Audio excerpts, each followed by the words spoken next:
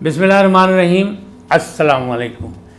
मैं हूं नाज़िर नकवी INN के साथ। इब्तिदा रब्बुल इज़्ज़त के नाम से जिसने जान दी, जहान दिया, और दरूद सलाम मोहम्मद वाले मोहम्मद पर जिन्होंने हमें सच्चाई, इल्म और क़ुरबानी का रास्ता दिखाया। क़ुरबानी का रास्ता किसके लिए? इस्लाम की सरबुलंदी के लिए। हम कलमा गो हैं, ला इलाहा इल्लल्लाह मोहम्मद रसूलुल्लाह पढ़ने वाले। तो इस्लाम की सरबुलंदी के लिए हमें ये रास्ता दिखाया उन्होंने। नाज़रीन करम, आज गुफ्तगू होगी रवादारी, बर्दाश्त और सब्र के हवाले से, क्योंकि ये माह मुक़द्दस मुहर्रम हराम, क़ुरबानियों का महीना और इस्लामी कैलेंडर का पहला महीना। हम और आप बहुत खुश किस्मत हैं एक हवाले से कि हम बहैसियत मुसलमान, हमारा इस्लामी महीना क़ुरबानी से शुरू होता है और क़ुरबानी का दर्स देते हुए ही इख्तिताम को पहुँचता है। यानी ज़िलहिज्जा में, सुन्नत इब्राहीमी में हम लोग क़ुरबानियाँ देते हैं, अभी हम लोगों ने दी। और इसी तरह इस्लाम की सरबुलंदी और उसके परचम को ऊंचा रखने के लिए, ताअबद ऊंचा रखने के लिए, दीन हक़ की बात करने के लिए और जालिम हुक्मरानों के सामने डट जाने का जो पैगाम दिया वो दर्स करबला है। यकीनी बात है, इस हवाले से आप बहुत कुछ जानते हैं। मुझे कुछ ज़्यादा बताने की ज़रूरत इसलिए नहीं कि मैं कोई आलिम दीन या कोई मजहबी स्कॉलर नहीं, लेकिन बीइंग ए मुस्लिम, एक मुसलमान की हैसियत से, कलमा गो की हैसियत से कुछ चीज़ें बतानी ज़रूरी इसलिए है कि हमारी नई नस्ल को भी पता होनी चाहिए और हमारा और आपका फ़र्ज़ है कि हम अपनी नई नस्ल को ये सब कुछ बताएं। मुहर्रमुल हराम ये ज़माने जालियत में भी बड़ा एहतराम और ताज़ीम वाला महीना था। तारीख़ इस्लामी में जो 4 माह बड़े एहतराम और फजीलत वाले करार दिए गए हैं, उनमें से ये सरफ़हरिस्त महीना है। इसमें बहुत से वाक़यात हुए तारीख़ी, बहुत से मामलात सामने आए, आज़ाब के भी और बहुत से मौज़ात के भी। लेकिन सबसे बड़ी बात जो है वो यही है कि वाक़या करबला, कि एक ज़ालिम और जाबिर के सामने डट के खड़े होना। नवासे रसूल को सब कुछ पता था। इमाम को इमाम की हैसियत से बहुत कुछ इल्म होता है, और ख़ास तौर पर वो दोशे रसूल के सवार थे, वो जिनके लिए हुज़ूर अकरम सल्लल्लाहु अलैहि वसल्लम रहमतुल लिल आलमीन ने कहा कि मेरे नवासे हसन और हुसैन जन्नत के सरदार हैं, मेरी बेटी जनाब फ़ातिमतुज़ ज़हरा औरतों की सरदार हैं। तो वो ख़ानदान, वो लोग इस्लाम के ख़िलाफ़ होने वाले तमाम चीज़ें, झूठे मकरू फेल करने वालों की बैत कैसे कर सकते थे? अच्छा, आमतौर पर यह भी कहा जाता है कि ये मसला जो है, कुछ लोग ये कहते हैं, तारीख़ को झुटलाने की कोशिश करते हैं कि ये मसला इक़्तिदार का था, 2 शहज़ादों की लड़ाई थी, लेकिन ऐसा नहीं था। हज़रत मौलाना मौदूदी साहब से किसी ने सवाल किया कि हज़रत ये तो बताइए कि उस वक्त के सहाबा इकराम और आला शख्सियात, जो अहम शख्सियात थीं, उन्होंने यजीद की बैत कर ली थी, तो इमाम हुसैन अलैहिस्सलाम ने क्यों नहीं बैत की? मौलाना मुस्कुराए और पता क्या जवाब दिया? उन्होंने कहा सवाल ये नहीं है, सवाल तो ये है कि जब नवासे रसूल इमाम हुसैन अलैहिस्सलाम ने बैत नहीं की तो बाकियों ने क्यों की? अब सोचने की बात है ये बात। हम लोग कहते हैं खुदादाद पाकिस्तान यानी इस्लामी जमहूरिया पाकिस्तान में रहते हैं।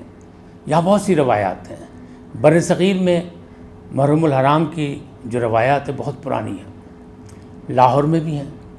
हम लाहौर में बैठे, लाहौर की बात करें तो दारुल हुकूमत लाहौर में 1800 में ये मजलिस अज़ा का सिलसिला शुरू हुआ, जुलूस और ताज़िया का सिलसिला शुरू हुआ। लेकिन उससे पहले एक और भी तारीख़ मौजूद है कि गामे शाह और माई गामा, ये 2 शख्सियात थीं लाहौर की, बड़ी दरवेश फ़कीर शख्सियात थीं।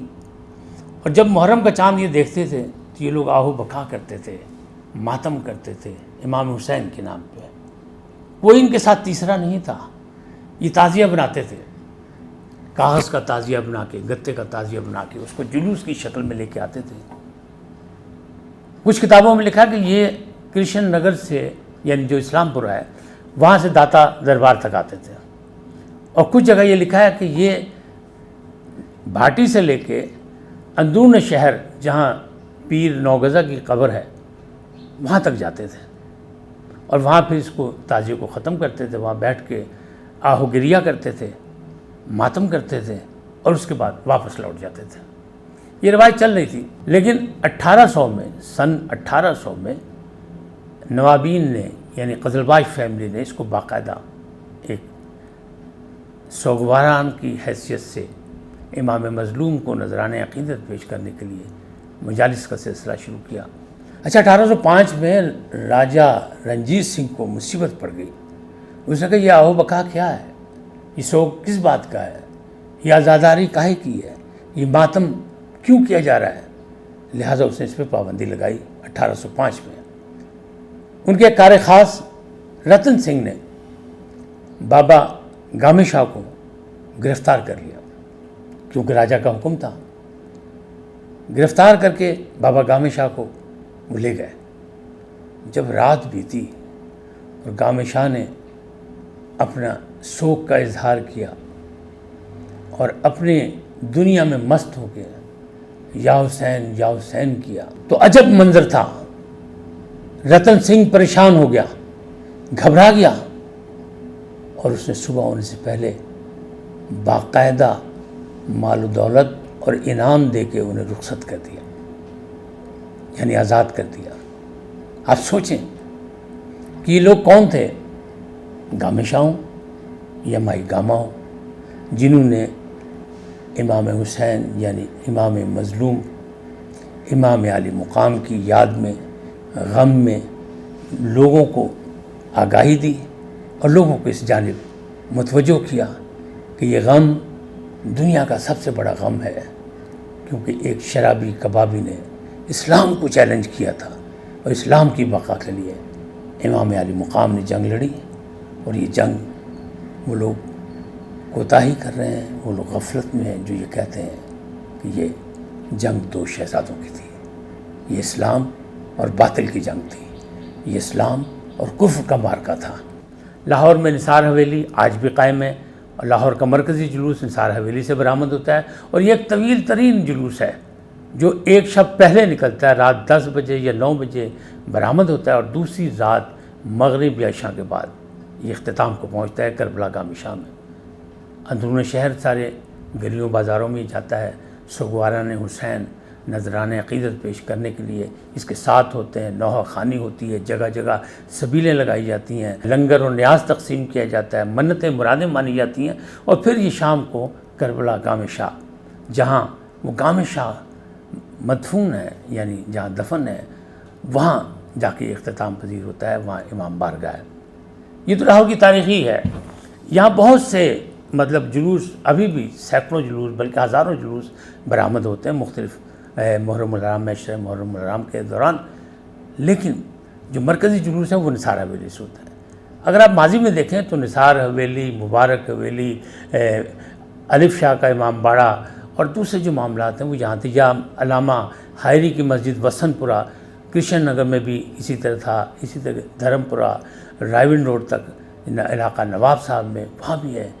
تو اب تو یہ پورے علاقے میں نہیں بلکہ آج ہم بات کرتے ہیں رواداری کی اور برداشت کی اور صبر کی، تو امام مظلوم نے جابر حکمران کے سامنے، یزید جو حکمران وقت تھا اس کے سامنے کھڑے ہو کے اس کو للکار کر یہ ثابت کیا کہ تو غلط ہے، تو فاسق ہے، تیری بیعت نہیں ہو سکتی۔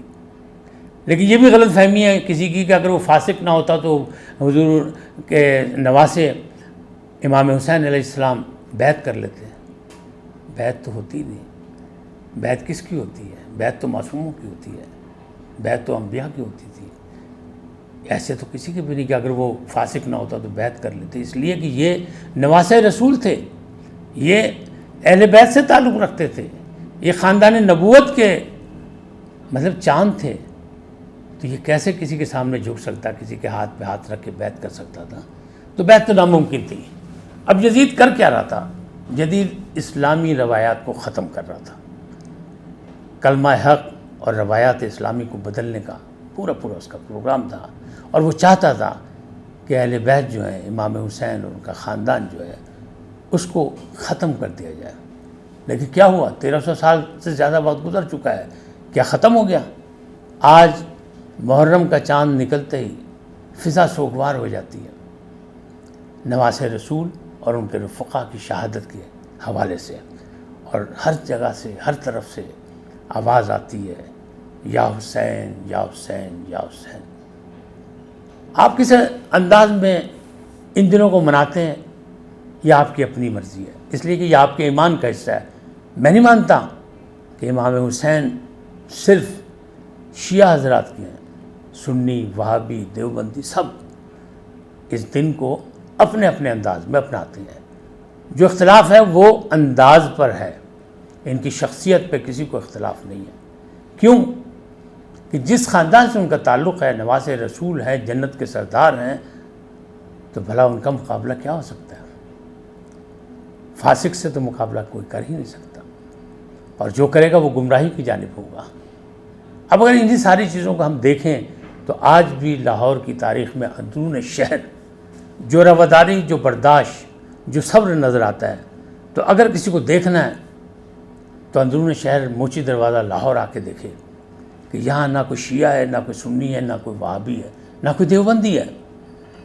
ان ایام عزا میں، عشرہ محرم الحرام میں سب ایک دوسرے کی فکر کرتے ہیں، ایک دوسرے کی مدد کرتے ہیں، سبیلے لگاتے ہیں، نیاز لنگر تقسیم کرتے ہیں، اور ماتمی سوگواران جو ہیں ان کی خدمت کا جذبہ ان میں اسی طرح ہوتا ہے جس طرح شیعہ حضرات میں ہوتا ہے، حیدر کرار کے ماننے والوں میں ہوتا ہے، اسی طرح سنی اور دوسرے جو ہیں مسلک کے وہ لوگ بھی اسی طرح کرتے ہیں۔ تو اگر میرا سوال صرف ایک ہی ہے کہ اگر اندرون شہر لاہور میں یہ سب کچھ قائم ہو سکتا ہے تو ہم اور آپ باقی پاکستان میں کیوں نہیں کر سکتے ہیں؟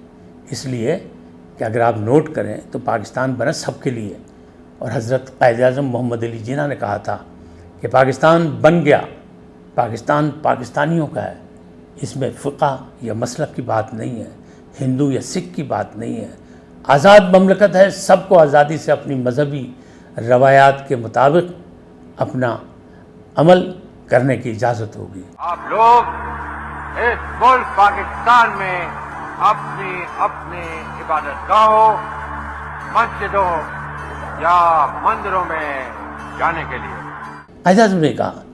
اب دوسری جانب دیکھیں، آقائے دو جہاں رحمت للعالمین انہوں نے کیا کہا؟ انہوں نے ہمیشہ روکا کہ تم کسی کے جھوٹے خدا کو کچھ نہ کہو، ورنہ وہ تمہارے سچے خدا کو بہت کچھ کہے گا۔ کیا مقصد تھا؟ صرف خدا کی لڑائی نہیں تھی، مسلک و مذہب کی بات بھی تھی کہ اگر تم کرے دو گے، تم لوگوں پہ تنقید کرو گے تو لوگ تم پہ بھی تنقید کریں گے، تم اللہ کی رسی کو مضبوطی سے تھام لو۔ اور پھر دیکھو، اور پھر قرآن مجید کو دیکھیں تو آپ وہاں سے پتہ لگے گا، بسم اللہ الرحمن الرحیم، والعصر ان الانسان لفی خسر الا الذین آمنوا وعملوا الصالحات وتواصوا بالحق وتواصوا بالصبر۔ یعنی انسان خسارے میں ہے تو ہم اور آپ فائدہ کیوں ڈھونڈ رہے ہیں؟ لیکن وہ لوگ جنہوں حق کا ساتھ دیا، جنہوں صبر کیا، جو ثابت قدم رہے، ان کے لیے خسارہ نہیں، ان کے لیے فلاح ہی فلاح ہے۔ یہ سب چیزیں ہمارے سامنے موجود ہیں، پھر کس بات کا لڑائی، کس بات کی جھگڑا، کس بات کا؟ ایک ہی اصول ہونا چاہیے کہ اپنا مذہب و مسلک چھوڑو نہ، اور کسی کے مذہب و مسلک کو چھیڑو نہ۔ اگر ہم یہ روایت قائم کر دیں تو مملکت پاکستان میں ہر طرف امن ہی امن ہوگا۔ لیکن آج کے دور میں مجھ پر، آپ پر اور سب پر زیادہ ذمہ داری اس لیے کہ آپ کے مملکت پاکستان کے ارد گرد آگ لگی ہوئی ہے۔ بھارت میں مختلف ریاستیں جو ہیں وہ اپنی علیحدگی کی تحریکیں چلا رہی ہیں، بھارتی حکمران کشمیریوں پر ظلم کر رہے ہیں، اور افغانستان میں جو آگ لگی ہے وہ بھی آپ کے سامنے ہے کہ ایسا لگ رہا ہے کہ اللہ نہ کرے کہ وہ خانہ جنگی کی طرف چلا جائے۔ تو پھر خطرہ کس کو ہوگا؟ سرحدوں سے خطرہ ہمیں ہے۔ تو ہمیں اور آپ کو پاکستانی بن کر سوچنا ہے، ہمیں مسلک و مذہب کی بات نہیں کرنی، ہمیں اپنا ایمان پکا رکھنا چاہیے، کیونکہ آخرت میں ایمان پہ ہی سودا ہوگا کہ تیرا ایمان کیا ہے، تیرا رب کون ہے، تیرا رسول کیا ہے، تیرے اصول دین کیا تھے، ان کی فکر کریں، نہ کہ چھوٹے چھوٹے فروئی معاملات پر ہم لوگ ایک دوسرے سے جھگڑتے رہیں اور ایک دوسرے کو لڑ کر ایک دوسرے سے ہم اپنے آپ کو کمزور کریں۔ بحیثیت پاکستانی میرا یہی پیغام ہے کہ ہم آپ سب ایک ہیں۔ قائد نے بھی یہی کہا کہ ہم سب ایک ہیں، مذہب و مسلک کی بات مت کریں، اپنے اپنے انداز میں کریں، کسی کو چھیڑے نہ، کسی کو چھوڑو نہ، اپنا چھوڑو نہ، کسی کو چھیڑے نہ، تو یہ مسئلہ جو ہے اسی طرح آگے بڑھ سکتا ہے۔ مومن الحرام کا پیغام بھی یہی ہے۔ آج کربلا میں دیکھیں ہر طرف سے سلام یا حسین، سلام یا حسین کی آواز آ رہی، تو کیا وہاں صرف عراقی ہیں؟ دنیا بھر سے دنیا وہاں موجود ہے، اور وہاں صرف مسلمان نہیں، مسلمانوں کے علاوہ بھی ہیں، لوگ دیکھنے آتے ہیں کہ یہاں کیا ہو رہا ہے، کیا کر رہے ہیں۔ انسان کو بیدار تو ہو لینے دو، ہر قوم پکارے گی ہمارے ہیں حسین۔ تو امام سے محبت کا تقاضا یہی ہے کہ ہم برابر کے شریک ہوں اور ایک دوسرے کا خیال رکھیں، رواداری، صبر اور استقامت کو ہاتھ سے مت چھوڑیں۔ تو پھر اسلام بھی یہی کہتا ہے، مذہب کی تعلیم بھی یہی کہتی ہے، اور مسجد و منبر سے بھی یہی کچھ ہونا چاہیے۔ علماء کرام اور ذاکرین کی بھی ذمہ داری ہم سے بھی زیادہ ہے، تاکہ معاملات جو ہیں وہ مثبت نتائج مرتب کریں، نہ کہ منفی، جو کہ دشمن چاہتا ہے، جو کہ ہمارے سازشی چاہتے ہیں، ان پہ کبھی بھی کامیابی انہیں نہ ہو۔ اس لیے ہمیں اور آپ کو قومی یکجہتی کے لیے، استحکام پاکستان کے لیے اور ملک کی ترقی و خوشحالی کے لیے مل کے کام کرنا ہے۔ یہ چھوٹی چھوٹی باتوں پہ لڑنا جھگڑنا نہیں۔ آج کا یہی پیغام ہے، ایک پاکستانی کی حیثیت سے اس پر غور کریں، یہ پیغام دوسروں تک پہنچائیں، INN کو سبسکرائب کریں۔ اللہ آپ کو سلامت رکھے، پاکستان ترقی اور خوشحالی کی طرف بڑھتا رہے، ہم اور آپ کامیاب ہوں، دشمن ناکام ہو۔ اللہ نگہبان۔